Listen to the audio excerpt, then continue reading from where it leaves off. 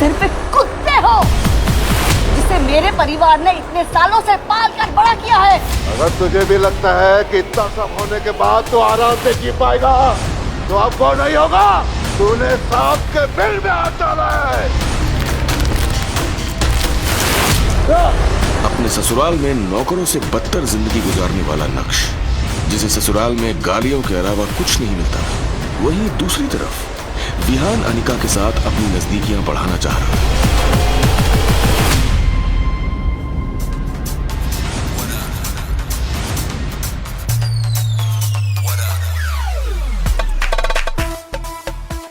ये देख, हमारे फकीर बाबा नक्श जी काम करता ऑफिस बॉय का, पर एटीट्यूड तो ऐसे दिखाता है जैसे भानुशाली खानदान का इकलौता वारिस हो।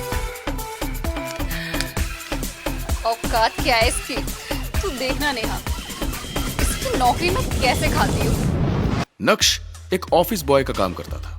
वो अपने ऑफिस का सबसे गरीब लेकिन टैलेंटेड और हैंडसम लड़का था। शायद इसलिए उसके ऑफिस में काम करने वाले रईस लड़के लड़कियां नक्श को, उन्हीं में से एक थी शिवानी। शिवानी को नक्श जैसे गरीब लड़कों से बेहद नफरत थी। दिन रात कड़ी मेहनत करने के बावजूद नक्श को अपने कलीग से वो इज्जत नहीं मिलती थी जो वो डिजर्व करता था।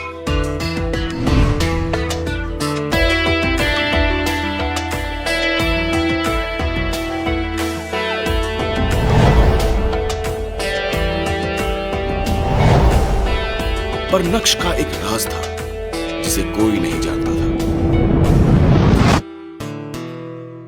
लेकिन एक दिन शिवानी के साथ कुछ ऐसा हुआ जिसकी उसे बिल्कुल उम्मीद नहीं थी।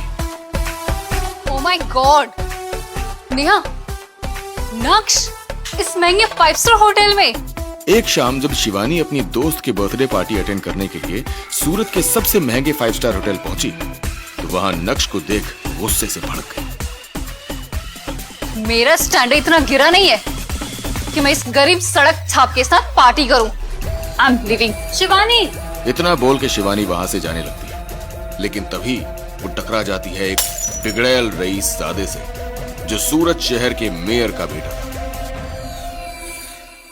इतनी जल्दी भी क्या है जाने की? एक ड्रिंक मेरे साथ भी लगा ले। शिवानी घबरा जाती है, पर तभी उस लड़के के सिर पर एक बोर से लगती है और बॉटल मारने वाला कोई और नहीं, नक्श था।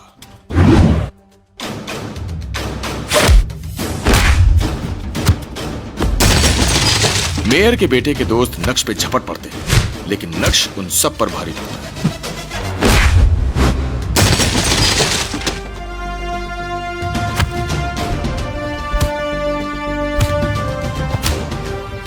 फिर देखते ही देखते वो लड़के वहां से भाग तो जाते हैं, लेकिन नक्श की तारीफ करने की बजाय उसके दोस्त उसी पे भड़क जाते हैं। ये क्या किया तुमने? वो लड़का यहाँ के पावरफुल मेयर का बेटा है, हम सबको मुश्किल में डाल दिया। फैसला होता है कि नक्श मेयर के घर जाकर माफी मांगेगा। नक्श इसके लिए तैयार भी हो जाता है, लेकिन मेयर के बंगलों पे जो होता है उसकी किसी ने कल्पना भी नहीं की थी।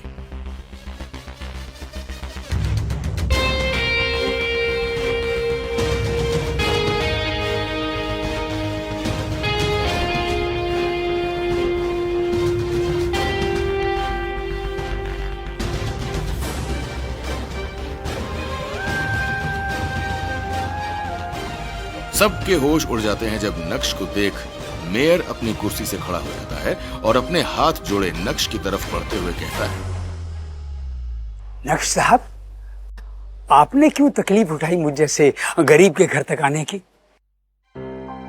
मुझे बुला लिया होता। ये मेयर नक्श इस तरह क्यों पेश आ रहा है?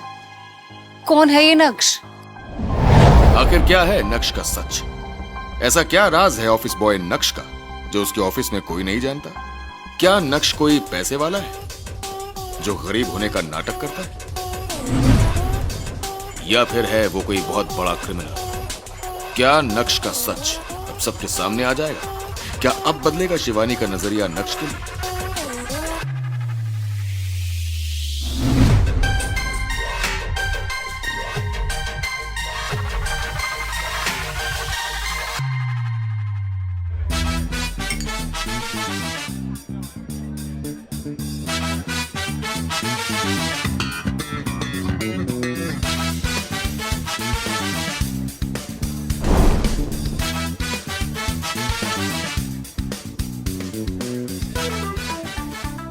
कसम से एक दिन तुम्हें समझाते समझाते खुद पागल हो जाऊंगी। यार ये बड़े लोगों की क्लास पार्टी में तुम्हारा पहली बार होगा, हमारा तो रोज का है। कम से कम इस गिफ्ट को तो ठीक से रैप कर लेते। अक्ल घास चढ़ने गई है। छोटे लोग छोटी सोच।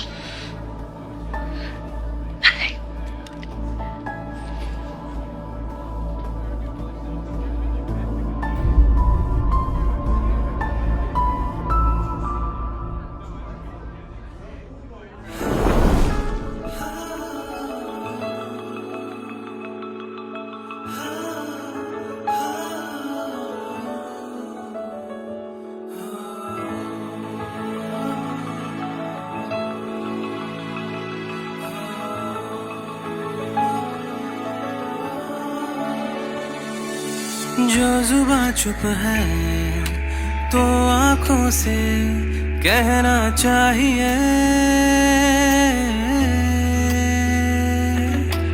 इश्क कतरा है तो दरिया सा बहना चाहिए। तू दिल में है, नजर में है, खबर में है। तू दिल में है, नजर में है। गरीब घर जमाई नक्श की रईसजादी पत्नी अनिका की दादी कल्याणी जावेरी का बर्थडे था। नक्श ने अनिका से प्रॉमिस किया था कि इस बार वो ऐसा गिफ्ट लाएगा जिसे देखकर जावेरी फैमिली के होश उड़ जाएंगे। ये क्या है? ये बॉक्स मुझे उन्हें ऐसे ही देना है और इसे गिफ्ट रैप करने का मेरे पास टाइम नहीं था। छोड़िए ना, ये बॉक्स मैटर नहीं करता है, इसके अंदर रखा सामान मैटर करता है।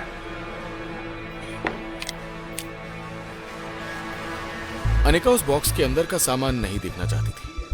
उसे लग रहा था कि अगर नक्श ने वो सामान अभी बाहर निकाला तो उसके लिए बहुत एम्बैरेसिंग हो जाएगा। नक्श, इस बॉक्स को भी खोलने की कोई जरूरत नहीं है।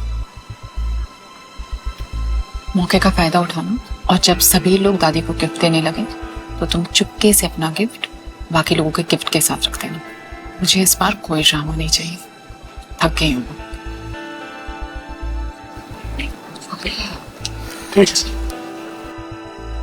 जैसा तुम बोलो।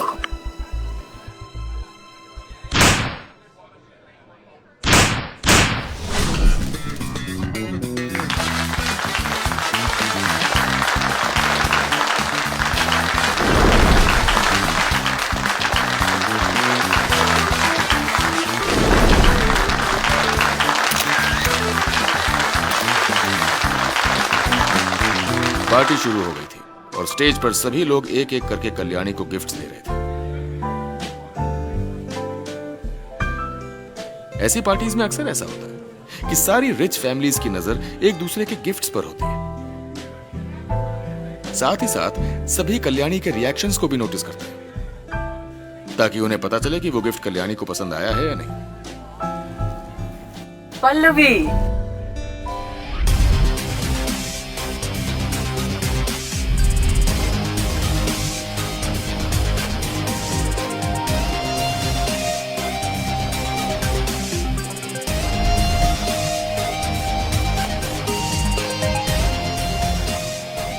इन सभी तोहफों में जो लोगों ने कल्याणी को दिए उसमें आज की रात का सबसे आउटस्टैंडिंग गिफ्ट तो शायद पल्लवी का ही होगा, जिसमें कल्याणी को हीरे का एक पेंडेंट दिया है जो एंशिएंट टाइम से अपनी खूबसूरती की वाहवाही लूट रहा है।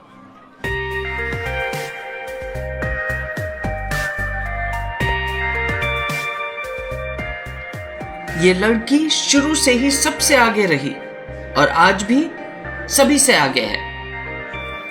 अनफॉर्चुनेटली भले ही तुम्हारी दादी तुमसे कितना ही प्यार क्यों न करती हो, लेकिन वो तुम्हें हमेशा के लिए अपने पास नहीं रख सकती। एक न एक दिन तुम्हारी शादी होगी और तुम दूसरे घर चली जाओगी। मैं उसके बाद तुम्हारा हिस्सा नहीं रह पाऊंगी। पल्लवी का कोई बॉयफ्रेंड भी नहीं है, लेकिन कल्याणी की सोच कहां से कहां पहुंच गई थी।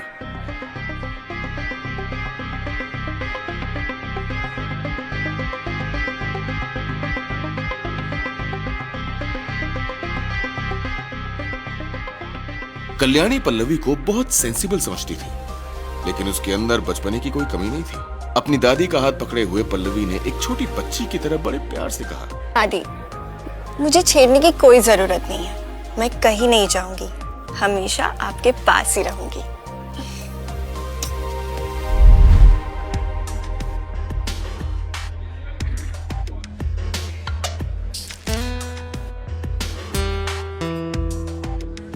पल्लवी की सीट नक्श के बाजू में थी। जब वो अपनी सीट पर लौटी तो उसने नक्श को कुछ बुदबुदाते हुए सुना। वो एक जेट पेंडेंट है ना, मुगल डायनेस्टी का, पैलेस में रखने वाला आइटम, बहुत खूब।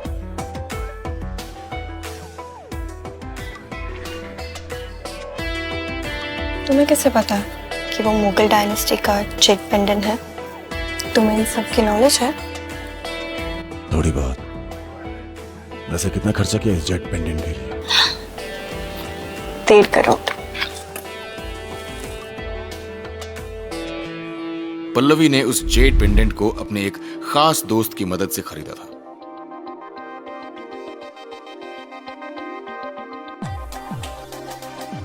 और उसे ये जेट पेंडेंट 20 से 30 लाख रुपए सस्ते में मिला था, क्योंकि शुरू से ही पल्लवी ने अपने दोस्तों को बता दिया था कि वो अभी अर्न नहीं करती है और उसके पास ज्यादा पैसे भी नहीं है। तुम्हारा भारी नुकसान हो गया, क्योंकि उस पेंडेंट की कीमत 80 लाख से ज्यादा नहीं है।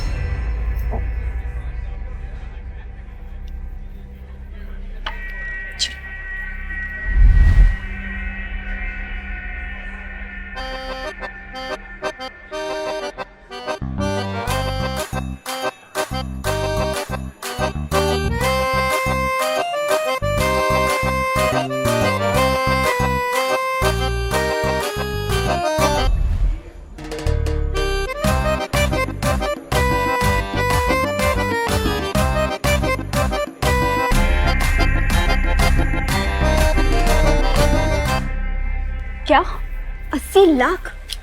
लेकिन ऐसे कैसे हो सकता है?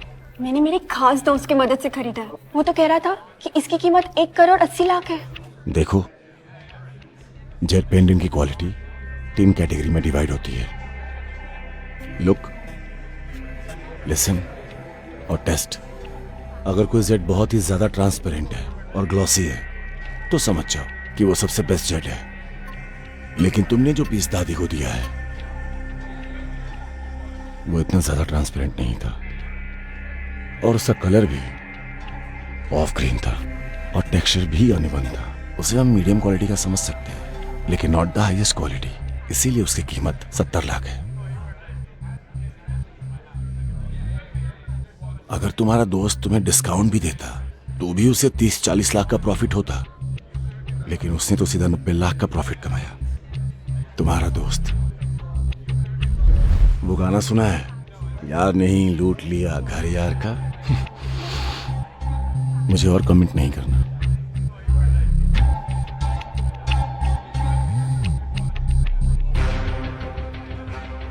नक्श जो कुछ भी कह रहा था, पल्लवी उसे सुनकर दंग रह गई। उसे यकीन नहीं हो रहा था कि उसके दोस्त ने उसे चूना लगा दिया।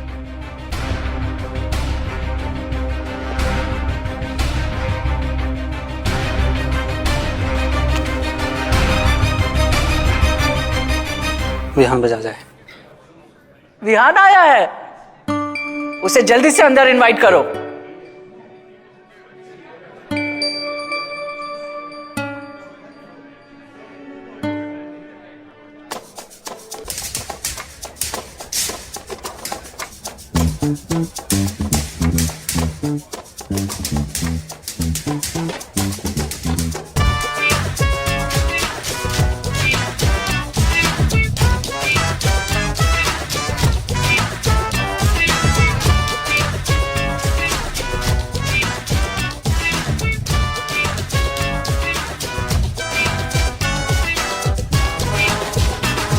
विहान के हाथ में कल्याणी को देने के लिए एक खूबसूरत सा गिफ्ट बॉक्स भी था। विहान के पास जो आखिरी पैसे बचे थे उससे उसने आज अपने लिए कपड़े खरीदे और कल्याणी के लिए गिफ्ट खरीदा। अगर उसे अपना गोल अचीव करना है तो आज उसे कामयाब होना ही पड़ेगा। कॉन्फिडेंस के साथ विहान कल्याणी के पास गया और हल्का सा झुकते हुए बोला, हैप्पी बर्थडे दादी।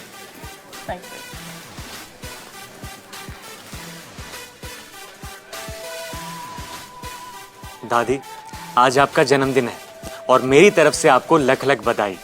भगवान करे कि आप स्टैच्यू ऑफ यूनिटी की तरह हमारे साथ ऐसे ही खड़ी रहें हमेशा के लिए। एंड सॉरी दादी, काफी ट्रैफिक था इसलिए आने में थोड़ा लेट हो गया, पर उम्मीद करता हूँ आप इस वजह से मुझसे नाराज नहीं होंगी। अब जब आ ही गए हो तो कौन सा लेट और कैसा लेट? वैसे भी तुम अपने काम के सिलसिले में बहुत बिजी रहते हो, तुम कंसिडरेट भी हो। स्पेशली यहाँ आए मुझे बहुत अच्छा लगा।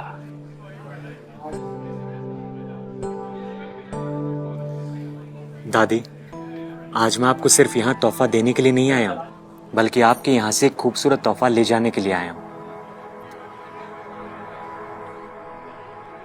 मैं अनिका से शादी करना चाहता हूँ।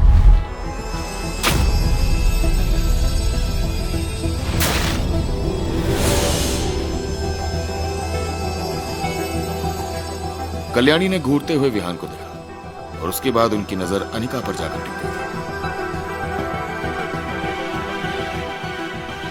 भले ही अनिका की शादी नक्श से हो गई थी, लेकिन जावेरी खानदान में नक्श की औकात ऑलमोस्ट जीरो थी। विहान, तुम्हें भी पता है कि अनिका की शादी हो चुकी है और इस शादी को 2 साल से ज्यादा का समय हो गया है। क्या तुम्हें इस सब से फर्क नहीं पड़ता?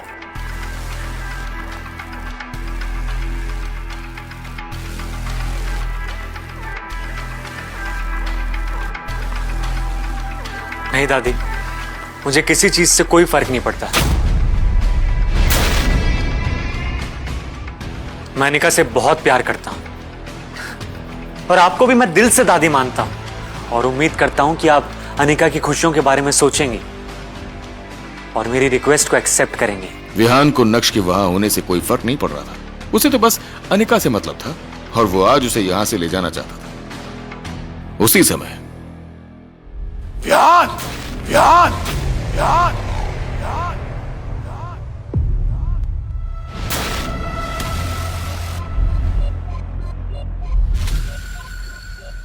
मुझे ये तो पता था कि तुम बहुत घटिया हो, लेकिन इस लेवल के घटिया हो कि मेरी बीवी तक पर तुम्हारी नजर है। शायद शर्म तुम्हारे घर पर कभी आई नहीं होगी। नक्श की आंखों में गुस्सा साफ दिखाई दे रहा था।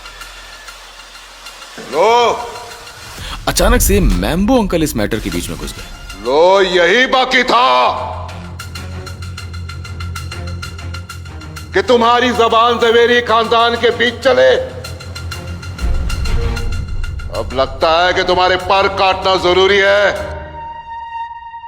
कि ज्यादा उड़ो मत, ज्यादा उड़ो मत।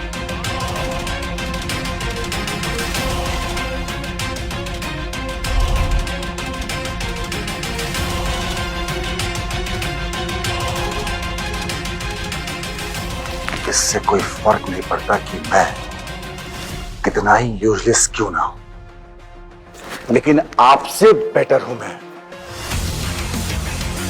जिसे इस भानुशाली ग्रुप ने कचरे की तरह निकालकर अपने ऑफिस से बाहर फेंक दिया था। इस सीन को देखकर जावेरी खानदान के कई लोगों ने अपनी आंखें बंद कर ली। मामला कुछ ज्यादा ही गर्म है। बचपन से ही कल्याणी ने हर बार मैम्बो अंकल को सपोर्ट किया था और इस वजह से वो सही क्या है और गलत क्या है इस बात का अंतर ही भूल चुके थे। यही वजह है कि उन्हें दूसरों के मामले में घुसना और लड़ाई झगड़ा करना बहुत अच्छा लगता।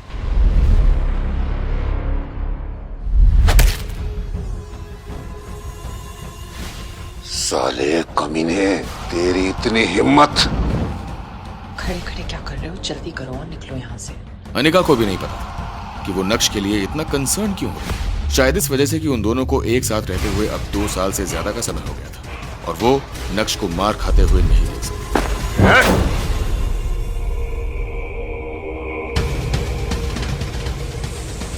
सारी ताकत मुझ पर ही आजमानी है। तू मेरे गुस्से और ताकत को नहीं जानता। कुत्ते कमीने, मैं तेरा खून पी जाऊंगा। सभी इस सीन के लिए अपना हाथ नक्श की ओर बढ़ाया। वैसे ही नक्श ने तुरंत ही उनका हाथ पकड़ लिया। मुझसे बहुत लोगों को नफरत है ना। मेरी जिंदगी लेने का ख्याल बहुत बार आया होगा दिमाग में कि मैं कीड़ा मकोड़ा हूं तुम लोगों की नजरों में, जो घुस आया है तुम लोगों की जिंदगी। मुझसे बहुत नफरत है ना, मुझसे घिन आती है। जब ये हाथ पड़ेगा ना तो बदबू आएगी। ये बोलकर नक्श ने मैम्बो अंकल की रिस्ट को हल्का सा ट्विस्ट कर दिया। सभी के कानों में सबसे पहले एक क्रिस्प साउंड सुनाई दिया और उसके बाद मैम्बो अंकल के मुंह से जैसी आवाजें निकली जैसे मानो नक्श ने मुर्गे को हलाल कर दिया। ये बोलते हुए नक्श ने मैम्बो अंकल की छाती पर एक जोरदार मुक्का चढ़ा और मैम्बो अंकल हवा में उड़ते हुए कुछ मीटर दूर जा गिरे।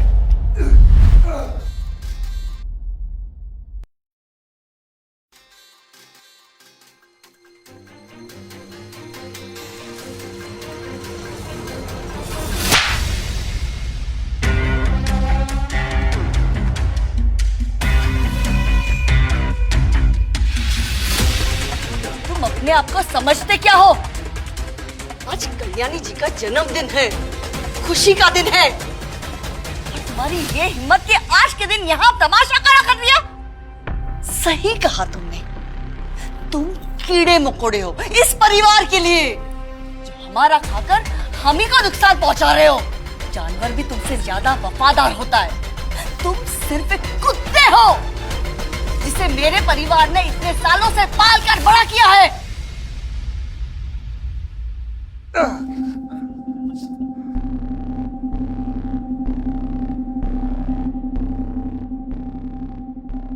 अगर तुझे भी लगता है कि इतना सब होने के बाद तो आराम से जी पाएगा, तो अब वो नहीं होगा। तूने सांप के बिल में हाथ डाला है। अगर मैंने तुझे आज जान से नहीं मारा तो मेरा नाम भी नवीन जवेरी नहीं है। जहां सभी लोग नक्श को देख रहे थे, वहीं नक्श का ध्यान मैम्बो अंकल की बातों पर बिल्कुल भी नहीं। अपनी जगह पर खड़ा रहकर वो तो चित्रा को देख रहा था। पता नहीं क्यों, लेकिन जब चित्रा ने नोटिस किया कि नक्श लगातार उसे ही देख रहा है, तो उसे बहुत डर लगने लगा। अनिका और मेरी शादी को 2 साल हो गए। भले ही आपको मेरी तरफ से कोई कंट्रीब्यूशन नहीं दिखाई दे रहा, लेकिन हम दोनों के बीच फैमिलियल लव तो हो सकता है ना। आज नक्श के चेहरे पर एक अलग ही कॉन्फिडेंस दिख रहा था, जिसे देखकर ऐसा लग रहा था जैसे नक्श पूरी तरह से बदल गया। क्योंकि मैं दूसरे लोगों से कंपीट नहीं कर पाया, इसलिए आपने और अनिका ने मुझे हमेशा नीचा दिखाया है।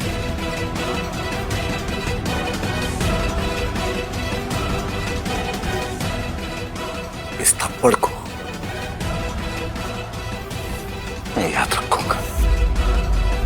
आज से, अभी से मैं आपके इस जावेरी खानदान को ठोकर मारता हूं।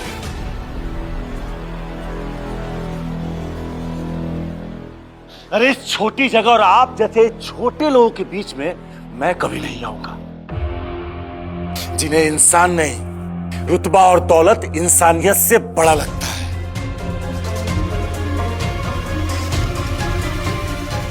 और अगर कभी वापस बुलाने आए तो कल्याणी देवी को लेकर आना। जब तक वो मेरे पैरों में गिरकर सबकी गलतियों की माफी नहीं मांगती,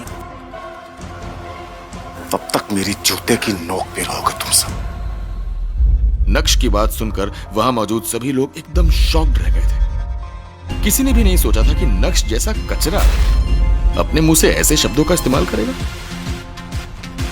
अरे रोको इसे जाने मत दो। मैम्बो अंकल के आदेश का पालन किसी ने किया। कोई भी अपनी जगह से हिला तक। तुम्हें जाने के लिए किसने कहा? रुको। जैसे ही मैम्बो अंकल ने अपनी बात खत्म की, वैसे ही रंगरेज रेस्टोरेंट के सामने एक के बाद एक कई काली स्कॉर्पियोज आकर रुकनी शुरू हो गई। शहर के सबसे बड़े और महंगे रेस्टोरेंट में ये पार्टी हुई, इसीलिए सभी इस फिल्मी नजारे को आसानी से अपनी आंखों में कैद कर सकते थे। देखते ही देखते सभी गाड़ियों से उतर के पार्टी हॉल की तरफ बढ़ने लगे।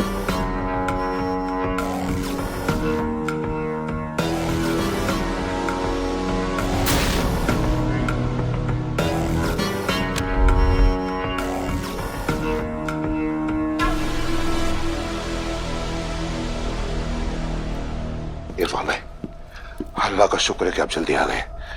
बोल नवीन, क्या मसला है? कौन सी गंदगी साफ करनी है? इरफान भाई, यही है वो कचरा। इरफान भाई सूरत के जाने माने गुंडे थे और पूरे सूरत में उनका नाम था। जी हाँ, गलत काम हुआ। नक्श भागो, नक्श भागो। अचानक से सीन आशिकाना से कातिलाना हो गया था। अनिका ने भी इरफान भाई का नाम पहले से सुन रखा था। अगर नक्श उनके हाथों में लग गया तो फिर तो नक्श का कल्याण हो जाएगा। मार मार के नक्श का भरता बना देंगे, शायद वो बचेगा ही नहीं। अनिका के मन में ये सारी बातें चल रही थी।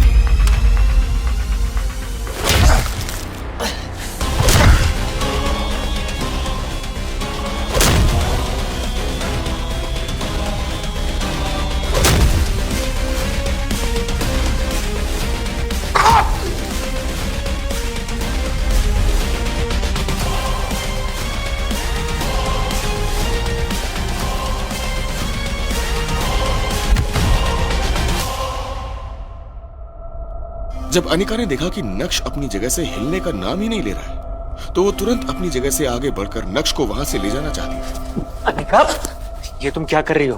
क्या तुम पागल हो गए हो? सामने इरफान भाई हैं, वो मेल फीमेल कुछ नहीं देखते हैं, उनका बस चाकू चलता है। अगर तुम्हें कुछ हो गया तो मेरा क्या होगा? किसी की भी हिम्मत नहीं थी कि वो इरफान भाई को प्रोवोक करे। इरफान भाई वाकई में काफी रुथलेस इंसान थे। तानाशाही दिखाते हुए बोले, भाई क्यों मेरे हाथों खून कराना चाहते हो अपना? मुझे मारना पसंद ही नहीं है, बल्कि बहुत पसंद है।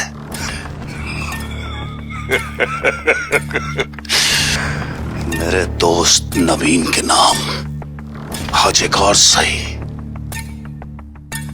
किसी का जन्मदिन आज यहां मरण दिन होगा। क्यों अपनी मौत को दावत दिया? अब हो जाएंगे छोटे छोटे छोटे टुकड़े। जब मैम्बो अंकल ने इरफान भाई के मुंह से इन शब्दों को सुना तो वो प्राउडली नक्श के सामने जाकर खड़े हो गए थे और नक्श को ये दिखाने की कोशिश कर रहे थे कि देख ले बेटा, कौन बड़ा है, तू या मैं। उनकी आंखों में एक अलग ही चमक आ गई थी, जैसे मानो उन्हें पूरा भरोसा था कि आज तो उनके नाम का परचम लहरा के रहेगा। जब मैम्बो अंकल कॉलेज में थे तब किसी कांड की वजह से उनकी मुलाकात इरफान भाई से हुई और उस दिन इरफान भाई ने मैम्बो अंकल को कुत्ते की तरह धोया था। उस दिन के बाद से मैम्बो अंकल ने इरफान भाई के मामलों में कभी पंगे नहीं, बल्कि हमेशा से उनसे दोस्ती करने की कोशिश की। दोस्ती होने के बाद मैम्बो अंकल के सारे मामले इरफान भाई हैंडल करते और मैम्बो अंकल उन्हें काम का अच्छा खासा पैसा देते।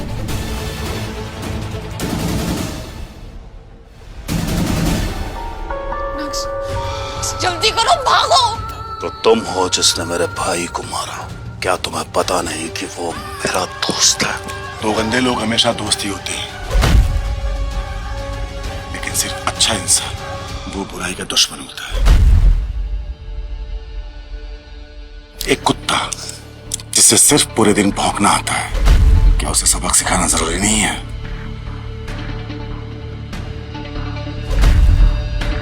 इतने साल से शहर पे दबदबा है मेरा, लोग जानते ही नहीं, मानते भी हैं, इसलिए जुबान पे कंट्रोल करके अपने आगे सर झुकाते हैं। लेकिन तू बच्चा है, इसलिए जुबान पे कंट्रोल नहीं कर पाया और आंख मिलाकर इरफान से बात कर रहा है। आपकी हिम्मत सिर्फ इसलिए बढ़ी है क्योंकि आज तक आपका सिर्फ डरने वालों से पाला पड़ा है, लेकिन आज आपको पता चलेगा कि मर्द क्या होता है। नक्श की नजर एक बार भी उस चाकू पर नहीं गई थी जो इरफान भाई ने उसके कंधे पर टिका रखा था। मैम्बो अंकल को यह सब देखकर बहुत मजा आ रहा था।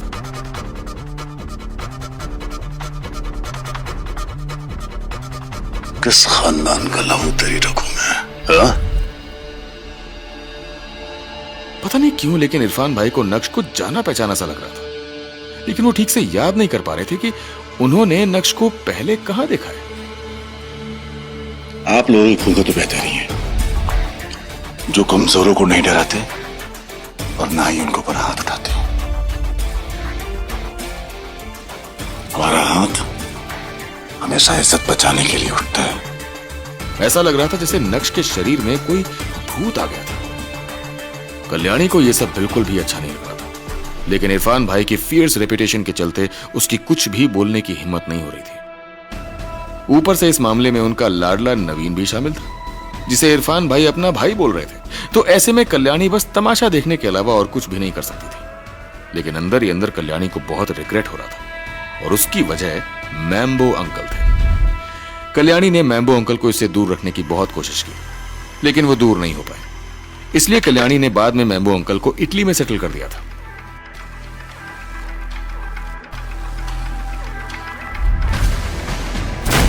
वहां जाने के बाद मैम्बो अंकल में काफी चेंजेस आए, लेकिन वो कहते हैं ना कि कुत्ते की दुम कभी सीधी नहीं होती।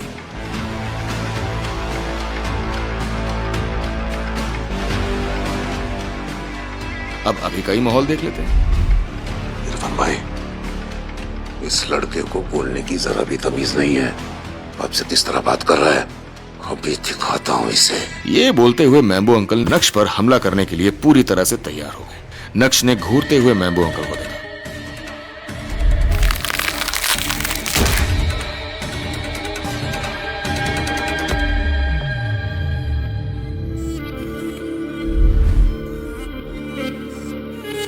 और उसके बाद इरफान भाई के कान में कुछ कहा। जैसे ही नक्श के मुंह से शब्द बाहर आए, वैसे ही इरफान भाई के चेहरे के एक्सप्रेशंस पूरी तरह से बदल गए थे। ऐसा लग रहा था जैसे कि इरफान भाई को अपना अतीत याद आ गया था। नक्श की बात सुनकर इरफान भाई को याद आ गया था कि उन्होंने नक्श को कहां देखा था। अचानक इरफान भाई ने अपने हाथ में पकड़े उस चाकू को फेंका और तुरंत ही नक्श के सामने हाथ जोड़कर झुकते हुए बोले, या अल्लाह, ये मुझसे क्या हो गया? मुझे माफ कर दो मालिक। ये नजारा देखते ही मैम्बो और जावेरी फैमिली के होश उड़ जाते हैं। बहुत बड़ी गलती हो गई मालिक। जिस इरफान भाई के सामने सारा शहर झुकता है, तो फिर अचानक इरफान भाई क्यों नक्श के सामने झुक गया? ऐसा क्या कहा नक्श ने इरफान भाई के कानों में? किस बात का डर है इरफान भाई को नक्श से, जो उसके सामने हाथ जोड़कर झुक गया? क्या नक्श अब इरफान भाई को ऑर्डर देगा और मैम्बो अंकल को सजा दिलाएगा?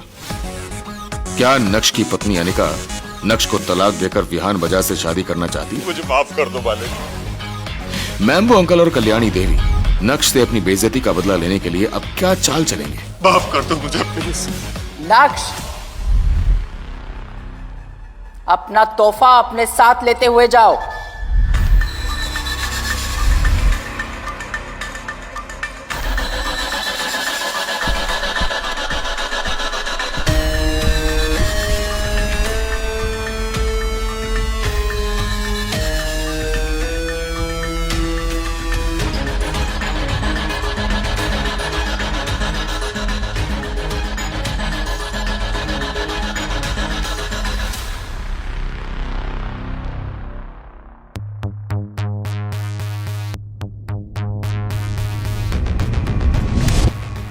आखिर क्या है इस गिफ्ट बॉक्स का रहस्य, जिसे देख सबकी आंखें खुली की खुली रह गई? कौन है ये नक्श और क्या है इसकी कहानी?